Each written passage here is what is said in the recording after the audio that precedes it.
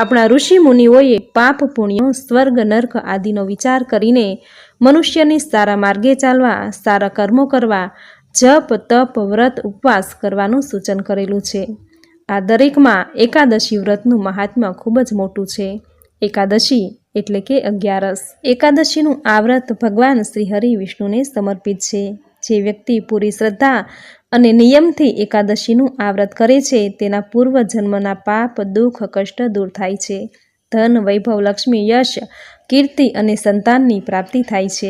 આમ એકાદશીનું વ્રત દશમના દિવસથી જ શરૂ થઈ જાય છે. આથી આ વ્રત કરનારે દશમના દિવસે એકટાણું કરવું. એકાદશીના દિવસે પ્રાતઃકાળે વહેલા ઉઠી સ્નાન કાર્યથી પરવારી આ દિવસે ભગવાન શ્રી હરિ વિષ્ણુની બાળ સ્વરૂપની પૂજા કરવી. બાલ ગોપાલને પંચામૃત શુદ્ધ જળથી સ્નાન કરાવી પીળા રંગના વસ્ત્ર પહેરાવી પીળું ચંદન, પીળા પુષ્પ અને પીળી મીઠાઈ ધરાવી પૂજા કરવી. આખો દિવસ ઉપવાસ કે ફળાહાર કરવો. ભગવાન વિષ્ણુના ભજન કીર્તન કરવા.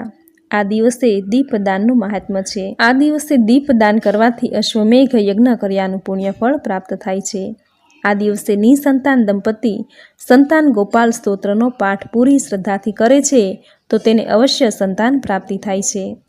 આ દિવસે સત્યનારાયણ ભગવાનનું પૂજન કરવું, કથા સાંભળવાનું, શ્રીમદ ભાગવદ્ ગીતાના પાઠ કરવા, કનકધારા સ્તોત્રના પાઠ કરવા, પુત્રદા એકાદશી વ્રતનું મહાત્મ્ય દર્શાવતી કથા સાંભળવી. આ કથા સાંભળ્યા વગર વ્રત અધૂરું રહે છે. આ રીતે પૂરી શ્રદ્ધા અને વિશ્વાસથી પુત્રદા એકાદશીનું વ્રત કરવું. દ્વાદશીના દિવસે પારણા કરવા. પારણામાં યથાયોગ્ય દાન દક્ષિણા આપવી અથવા બ્રાહ્મણને કાચું સીધું અર્પણ કરવું. ગાયને લીલો ઘાસચારો, પક્ષીને દાણાચણ, ભૂખ્યાને અન્ન આપી વ્રતના પારણા કરવા. આ રીતે પુત્રદા એકાદશીનું આ વ્રત કરવું. આ વ્રત અતિ પુણ્ય ફળ આપનારું છે. જે વ્યક્તિ આ વ્રત કે ઉપવાસ નથી કરી શકતા તેમણે શુદ્ધ અને સાત્વિક આહાર લઈ સાચા મન અને પવિત્ર વાણી રાખીને આ વ્રત કરી શકે છે. આ દિવસે જૂઠું બોલવું નહીં, કોઈની નિંદા કરવી નહીં, કોઈની કુથલી કરવી નહીં, કોઈના મનને દુભાવવું નહીં, જરૂરિયાતમંદને જરૂરી ચીજ વસ્તુ આપવી, ભૂખ્યા બાળકોને ભોજન કરાવવું. આ દરેક કાર્યો પુણ્ય ફળ આપનારા છે. આજના દિવસે વ્રતનું મહાત્મ્ય દર્શાવતી કથા વાર્તા જરૂર સાંભળવી. જે સાંભળવા માત્રથી જ વ્રત કર્યા જેટલું જ પુણ્ય ફળ પ્રાપ્ત થાય છે. તો મિત્રો, આ હતી પુત્રદા એકાદશી વ્રતની વિધિ, તેનું મહાત્મ્ય. હવે સાંભળશું વ્રતની કથા.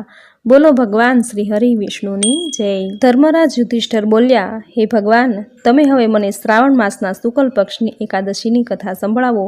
આ એકાદશીનું નામ શું છે, તેની વિધિ કઈ છે તે કહો.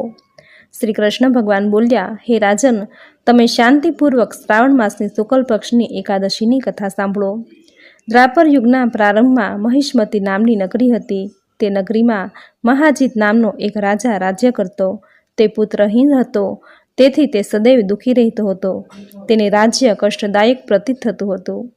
રાજાએ પુત્ર પ્રાપ્તિના ઘણા પ્રયત્ન કર્યા, પરંતુ તે નિષ્ફળ ગયા. હવે તે રાજા વૃદ્ધ થવા લાગ્યો તો તેને તેની ચિંતા પણ વધવા લાગી. એક દિવસ એ રાજાએ પ્રજાને સંબોધન કરતા કહ્યું, ન તો મેં પોતાના જીવનમાં પાપ કર્યું છે અને ન અન્યાયપૂર્વક પ્રજાથી ધન એકત્ર કર્યું છે. ન તો ક્યારેય દેવતા અને બ્રાહ્મણોનું દાન છીનવ્યું છે. મેં પ્રજાને હંમેશા પુત્રની જેમ પાળી છે. મેં અપરાધીઓને દંડ દીધા છે. મેં ક્યારેય કોઈ જોડે રાગ દ્વેષ કર્યા નથી, બધાને સમાન માન્યા છે. આ રીતે ધર્મયુક્ત રાજ્ય કરવા છતાં હું આ સમયે મહાન દુઃખ ભોગવું છું. તેનું કયું કારણ છે? રાજા મહાજીત આ વાતને વિચારવા માટે મંત્રી આદિ સહિત વનમાં ગયા.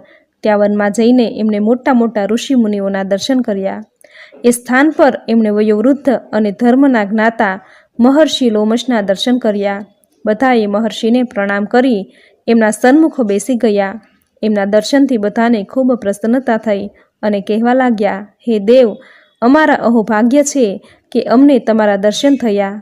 લોમશ ઋષિ બોલ્યા, હે મંત્રીગણ, તમારા લોકોના વિનય અને તમારા સદવ્યવહારથી હું અત્યંત પ્રસન્ન છું.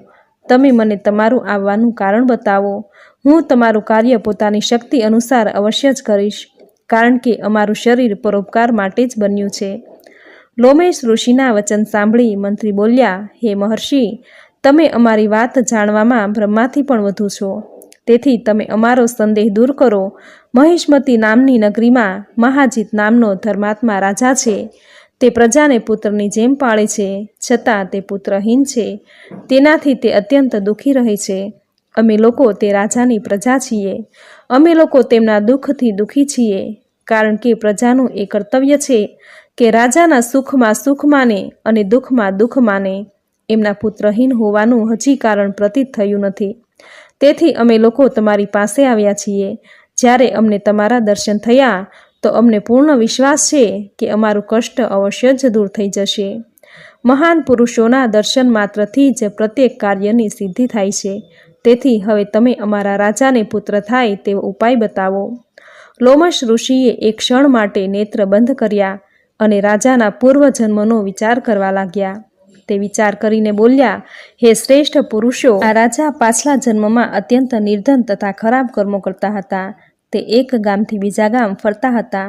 એક દિવસ જેઠ માસના શુક્લ પક્ષની એકાદશીના દિવસે 2 દિવસથી ભૂખ્યો હતો. બપોરના સમયે એ જળાશયમાં જળ પીવા ગયો. તે સ્થાન પર એ જ સમયે વિયાયેલી ગાય જળ પી રહી હતી. રાજાએ તરસી ગાયને ભગાડીને સ્વયં જળ પીવા લાગ્યો. તેથી રાજાને આ દુઃખ ભોગવવું પડે છે.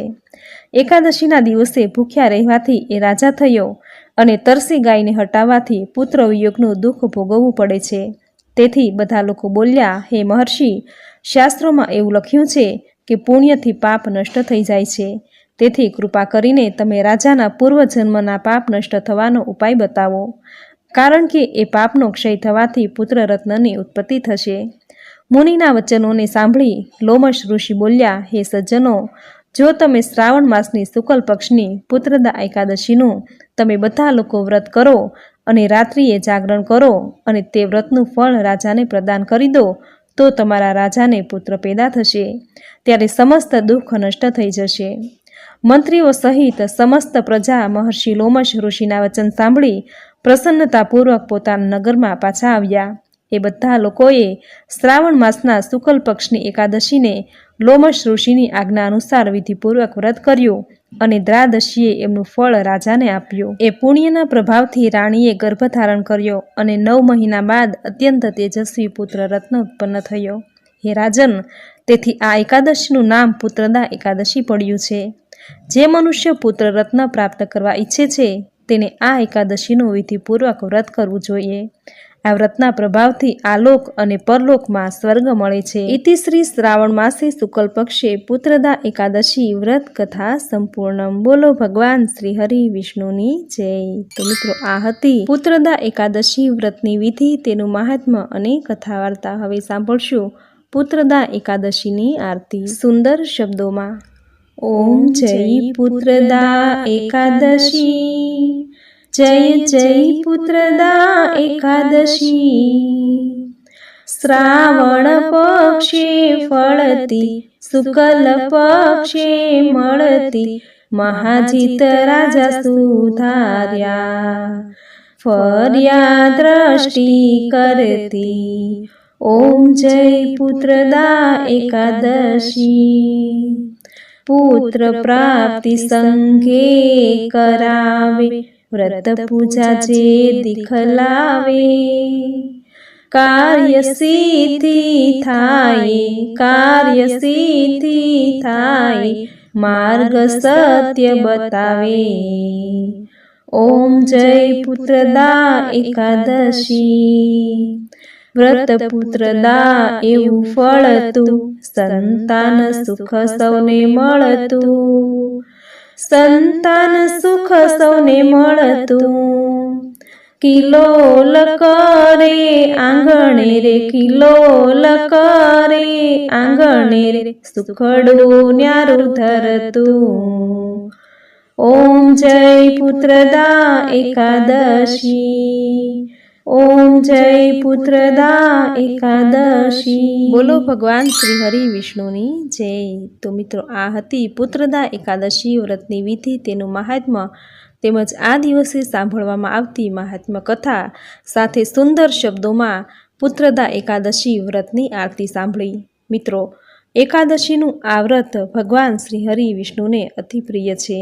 એકાદશીની તિથિ ભગવાન શ્રી હરિને અતિ પ્રિય છે. આથી શ્રી હરિ સાથે માતા લક્ષ્મીની કૃપા પ્રાપ્ત કરવા આ દિવસે શ્રી હરિ વિષ્ણુ સાથે માતા લક્ષ્મીની પૂજા કરવી. આ દિવસે માતા તુલસીની પણ પૂજા જરૂર કરવી, કારણ કે તુલસી એ શ્રી હરિને અતિ પ્રિય છે. આથી માતા તુલસીની પૂજા કરવાથી શ્રીહરિ પ્રસન્ન થશે. જ્યાં શ્રીહરિની પ્રસન્નતા હશે ત્યાં મા લક્ષ્મી દોડીને આવશે. તેના ઘરમાં ધન ધાન્યના ભંડાર ભરેલા રહેશે. સુખ સમૃદ્ધિથી ઘર છલકાતું રહેશે. સંતતિ અને સંપત્તિની ખોટ ક્યારેય નહીં આવે. ભગવાન વેદવ્યાસે કહ્યું છે કે 5 અનુષ્ઠાનમાંથી કોઈ પણ એકનું અનુષ્ઠાન મનુષ્ય કરે તો તેને યશ, કીર્તિ, સ્વર્ગ અને મોક્ષની પ્રાપ્તિ થાય છે. આ 5 અનુષ્ઠાનમાં પહેલું છે માતા પિતાની સેવા કરવી. બીજું છે સૌભાગ્યવતી સ્ત્રીએ કરેલી પતિની સેવા. ત્રીજું છે સર્વ પ્રત્યે સંભાવ રાખવો, ક્યારેય તારું મારું ન કરવું. ચોથું છે મિત્રનો દ્રોહ કદી ન કરવો. અને પાંચમું છે ભગવાન શ્રી હરિ વિષ્ણુનું પૂજન ભજન કરવું. આ 5 મહાયજ્ઞો શાસ્ત્રોમાં બતાવેલા છે. આથી દરેકે જો શક્ય હોય તો એકાદશીનું વ્રત જરૂર કરવું. જો વ્રત ન થઈ શકે તો વ્રતની કથા જરૂર સાંભળવી. જે સાંભળવા માત્રથી જ વ્રત કર્યાનું પુણ્યફળ પ્રાપ્ત થાય છે. મિત્રો, આથી દરેક વ્યક્તિ એકાદશીના દિવસે સ્નાન, દાન, ધ્યાન, વ્રત, પૂજા, ઉપવાસ કરી ભગવાન શ્રી હરિની કૃપા પ્રાપ્ત જરૂર કરજો. તેમની કૃપાથી ધન ધાન્ય, સુખ સમૃદ્ધિ, ધન લક્ષ્મી, પુત્ર પ્રાપ્તિનું સુખ પ્રાપ્ત થાય છે. જો એકાદશીનું વ્રત કે ઉપવાસ ન થઈ શકે તો વ્રતની કથા જરૂર સાંભળવી. જે સાંભળવા માત્રથી જ વ્રત કર્યાનું પુણ્યફળ પ્રાપ્ત થાય છે. તો મિત્રો, આ હતું પુત્રદા એકાદશી વ્રતની વિધિ, તેનું મહાત્મ્ય, તેની સુંદર કથા સાથે સુંદર મજાની આરતી આપણે સાંભળી. જે સાંભળવી તમને જરૂર ગમી હશે. તો વિડીયોને લાઈક કરી કોમેન્ટમાં જય શ્રી હરિ વિષ્ણુ, જય માતા લક્ષ્મી જરૂર લખજો.